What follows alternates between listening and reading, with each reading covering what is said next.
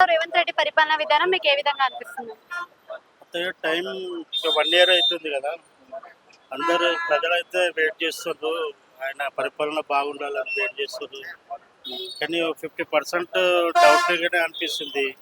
గతంలో కేసీఆర్ గారు చేసిన పరిపాలనకు దీనికి పోలిస్తే కొద్దిగా మెరుగ్గానే అనిపిస్తుంది. అంటే ఏ విధమైన మెరుగుతనం కనిపిస్తుంది మీకు ఇందులో? అంటే అందరు పిల్లలకి జాబ్స్ విషయంలో కానీ, ఒక 6 గ్యారెంటీల విషయంలో కానీ నెరవేర్చడేమో అనే ఆశతోని ప్రజలు చూస్తున్నారు. హ్మ్. అంటే ప్రీవియస్ గవర్నమెంట్ లో జరిగినవన్నీ కూడా ఇప్పుడు మళ్ళీ తీసుకొస్తాను అంటున్నాడు. రైతు బంధు అంటున్నాడు. మరి రైతు రుణమాఫీ అన్నాడు. రైతు భరోసా అంటున్నాడు. ఏంటి మరి ఇవంతా? కరెక్టే గానీ గవర్నమెంట్ దగ్గర ఊహించినంత బడ్జెట్ అంటే అమౌంట్ లేకపోవడము కొద్దిగా సమస్యగానే ఉంది.